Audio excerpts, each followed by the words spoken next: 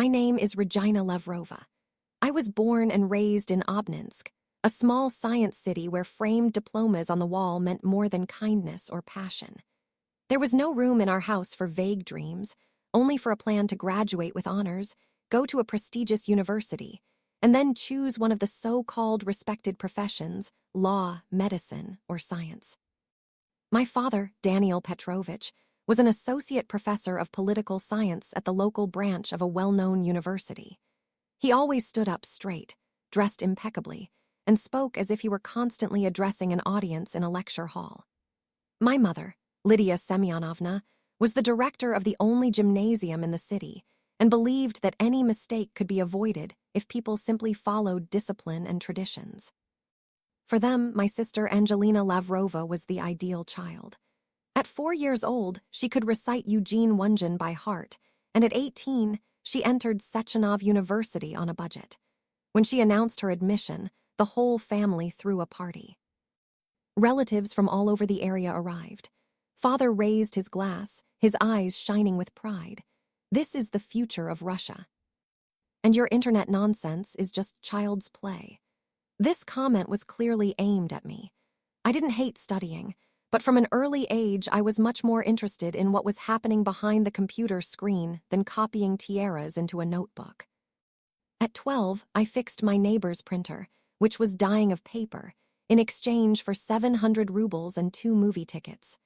At 15, I wrote my first lines of code to create a simple website for Anna Markovna's pottery workshop, and she received her first online order just 3 days later. I thought my parents would be proud. Instead, my mother frowned and said, "You should focus on the unified state exam. These hobbies of yours won't help you get into Moscow State University." My father was even more blunt. He stared at the laptop I was setting up for a client and coldly threw it down. "If you want to be a tech support girl for the rest of your life, keep doing it, but don't expect a dime from us." I smiled, but it was a forced smile. The only thing I was never given in this house was the right to be different. At every dinner, Angelina's name was repeated like a sacred mantra. Angelina was chosen to report at a symposium in Moscow. Or Professor Sokolov said that she had natural leadership potential. And they asked me, "Regina, are you going to retake math for the 3rd time?" In May, in the final year, our family sat at the dinner table surrounded by booklets from Moscow State University, St. Petersburg State University, Moscow State Medical University, which my father carefully laid out. None of this meant anything to me. My heart pounded as I said the words I had kept to myself for so long. I would not apply to university. I want to start my own business. I already have a plan. First client and almost 250,000 rubles saved up for creating websites. The fork fell with a clink onto the plate. Mother fell silent. Father stood up slowly, his voice cutting through the air like a razor blade. "It won't happen, not under this roof." I'll never forget the look in his eyes. It wasn't concern. It was disgust, like I just said something obscene. I didn't cry. I stood up quietly, walked to my room, and started packing. A week later, I left home with just 3 suitcases, an old laptop, and an unwavering determination. No one saw me off, no one wished me luck. They were sure I would crawl back, ashamed and begging for forgiveness. My first apartment was on the 3rd floor of a shabby building on the outskirts of Kaluga. Barely 40 square meters, with creaky wooden floors and windows that were constantly drafty no matter how tightly I closed them. But this was the first space I could truly call my own. The kitchen was so narrow that I could touch both walls with my arms outstretched. I placed a second-hand wooden table under the living room's only outlet and turned it into a makeshift office. Every morning I brewed coffee in an old drip coffee maker, sat down to work before the sun came up, and continued until the streetlights came on outside. There was no paycheck, no family expectations, just me and a simple idea. The idea behind my business was simple. I wanted to help local artisans sell their products online. I called the platform Village Shop. There was nothing revolutionary about it, no cutting-edge technology, but I believed in it. The Kaluga region was full of talented people, potters, molders, woodcarvers, but most of them had no idea how to sell their work online. I created simple websites and took a 5% commission on each successful sale. The rest was entirely up to the seller. Those first weeks, I spent my days writing code and my nights cold mailing small craft stores. Most never responded. Some asked, "What college are you from?" When I said I'd never been to college, they shut up.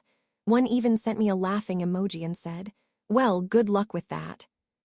My bank account emptied faster than I expected. I lived on instant noodles, boiled eggs, and canned beans.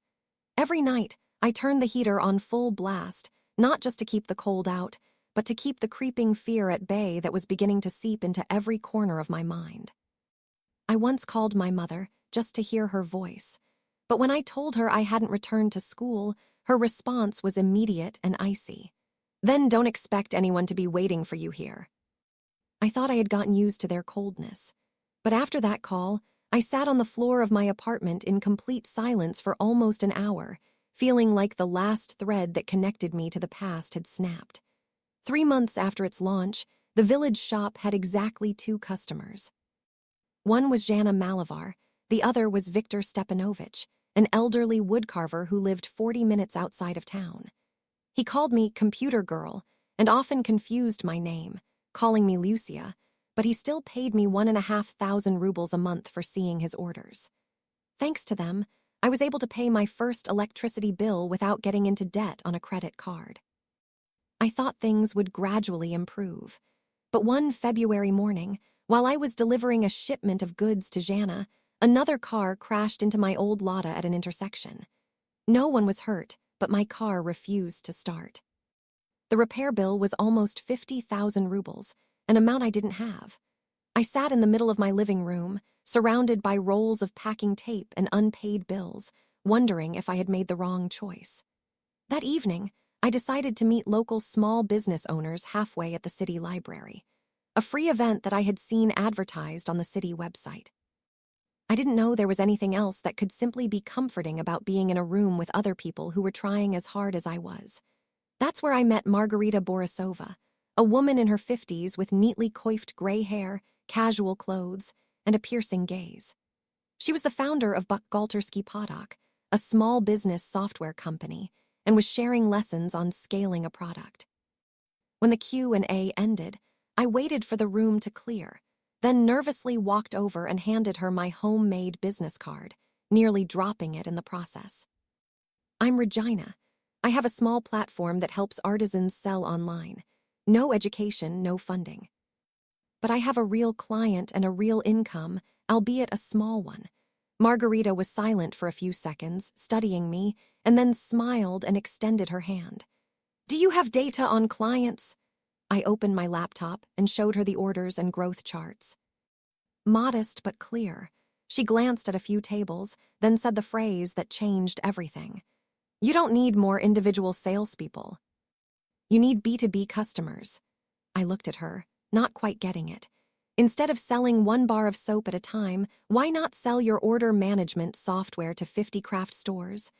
The goal is the same, to help them, but on a larger scale and with more value. "You already have a model. Now it's time to rebuild it." We talked until almost 10 in the evening. As I walked back, despite the fact that my leg was sore from the morning's accident, I felt light. A door opened in my head, and I knew I was ready to walk through it. Right after meeting Margarita, I renamed the company Craft Technologies.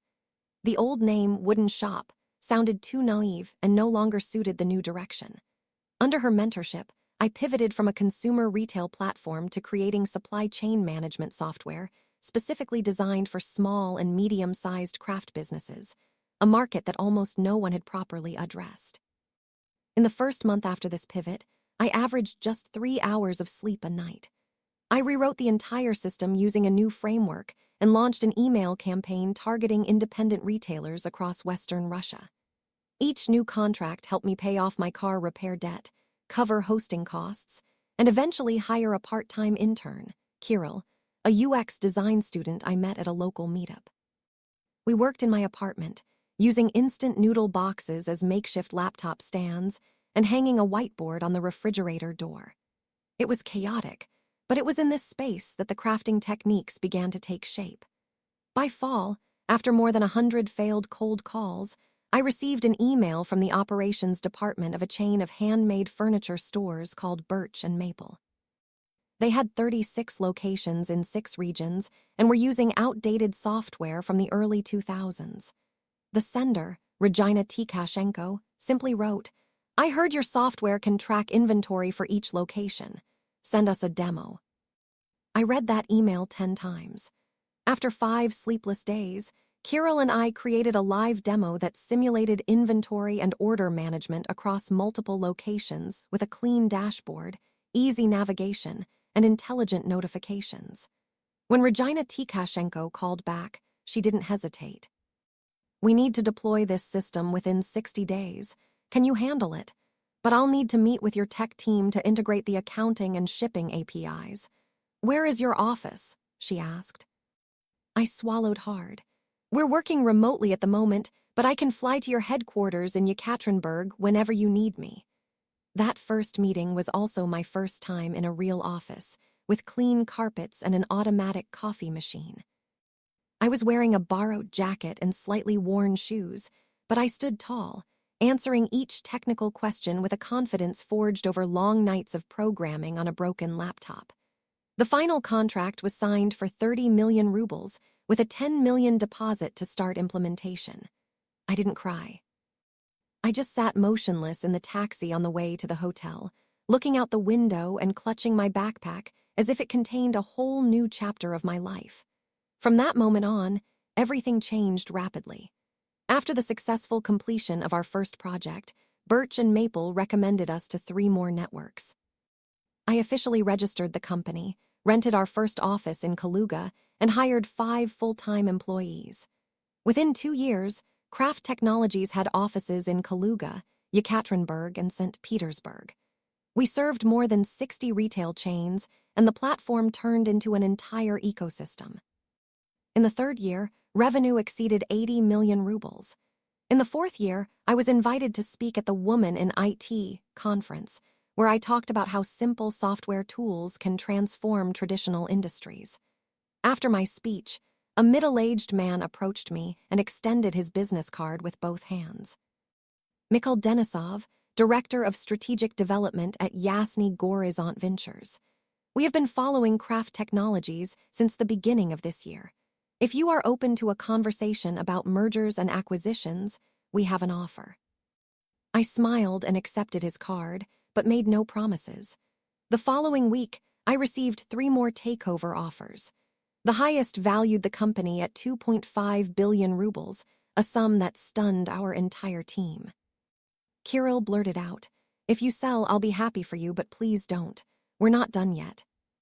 I looked up at the development roadmap pinned to the wall of our conference room, where we used colorful sticky notes to track modules.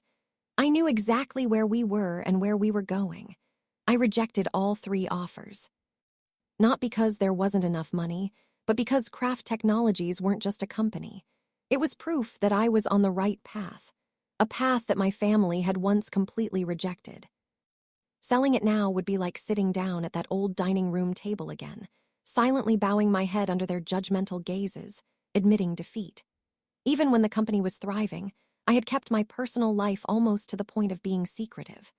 I still drove my old Subaru, lived in a modest 3-bedroom apartment in an average neighborhood, and when someone asked about work, I simply said, "I create small programs for craft stores." My family, predictable as ever, seemed to think of me only when they discussed their disappointment.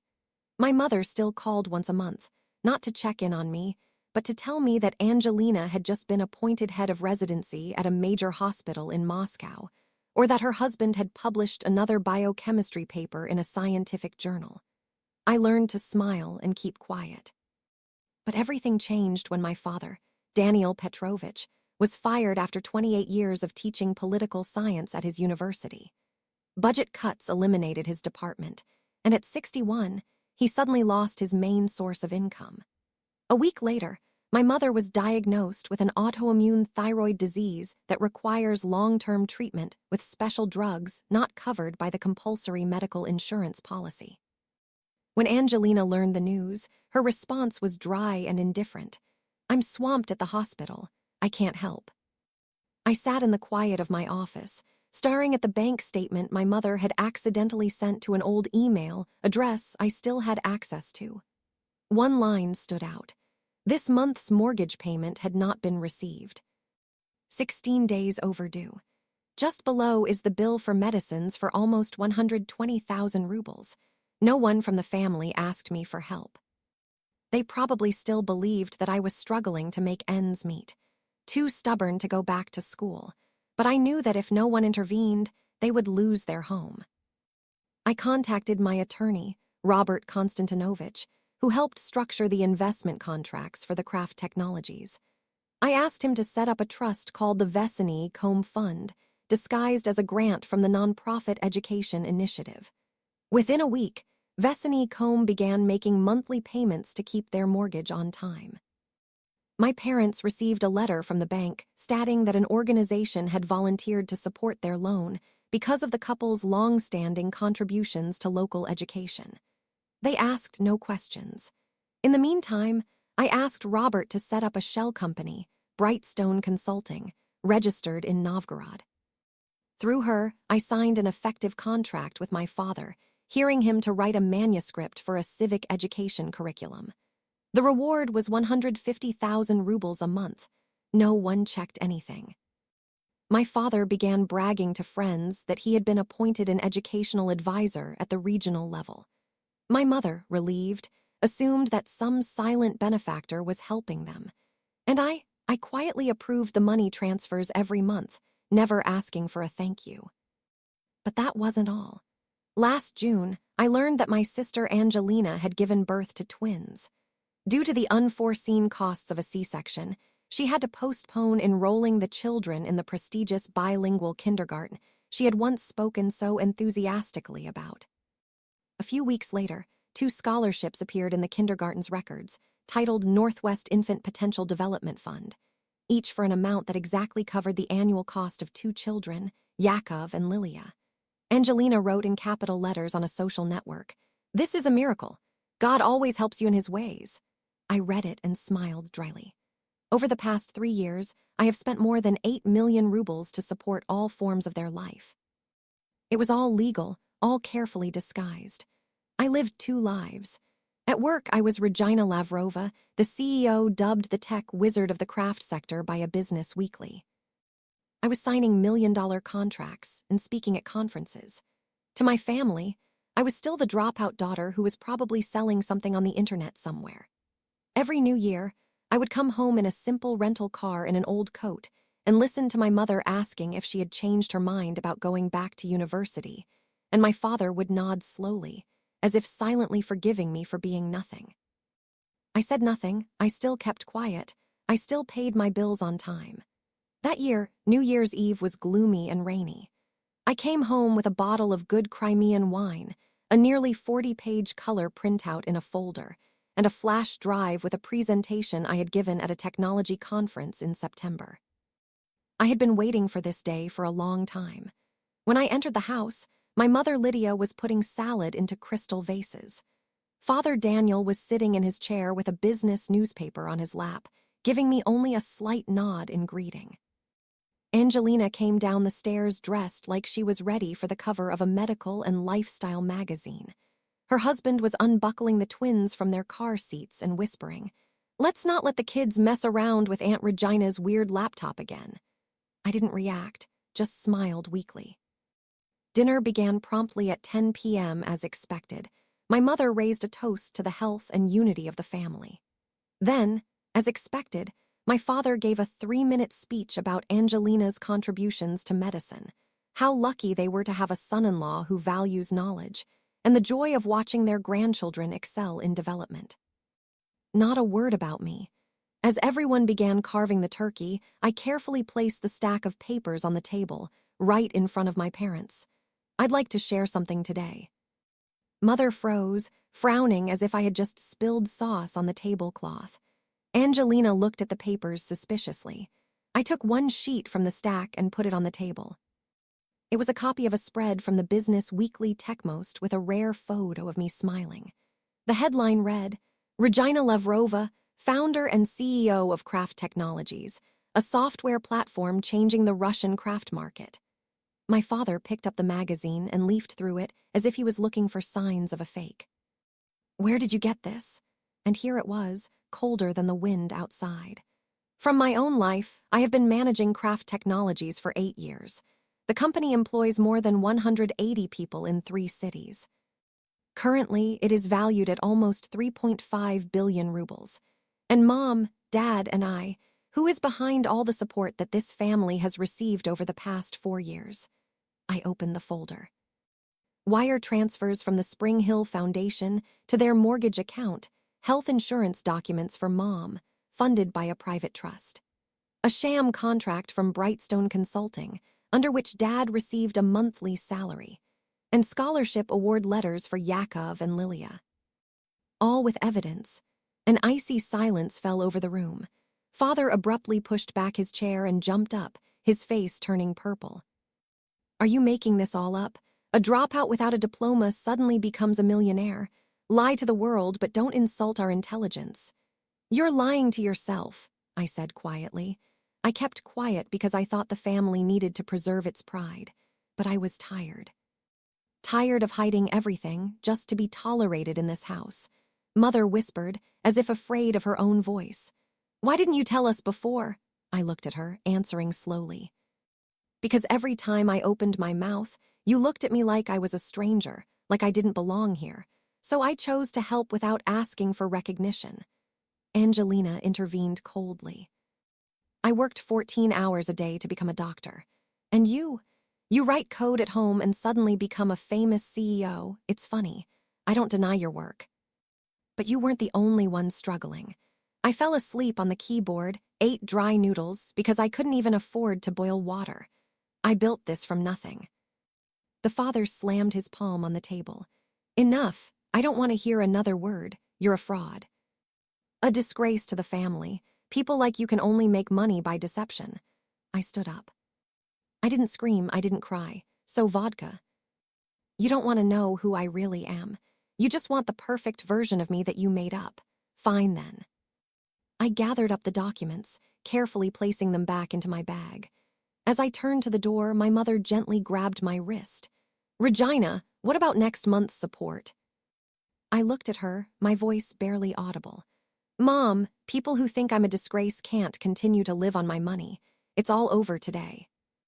I left the house where I had always been considered an abuse. It was still raining, but each drop that fell on my shoulders felt incredibly light. The next morning, I flew to Sochi, without letters, without messages. I sat by the window, watching the clouds dissolve into the sky where I once thought I belonged. No longer. 3 years ago, I bought a small house in the outskirts of Sochi. Now I'm there to start over. I hired a local architect to turn the house into a proper home, bright, clean, modern. My lawyer has sent a formal notice cutting off all financial support. I owed them nothing more.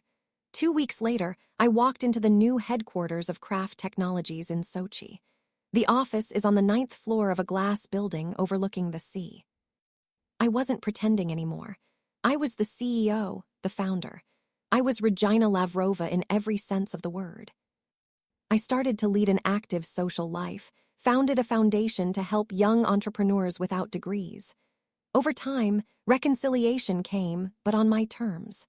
First, my sister called, then a letter came from my father. They both apologized.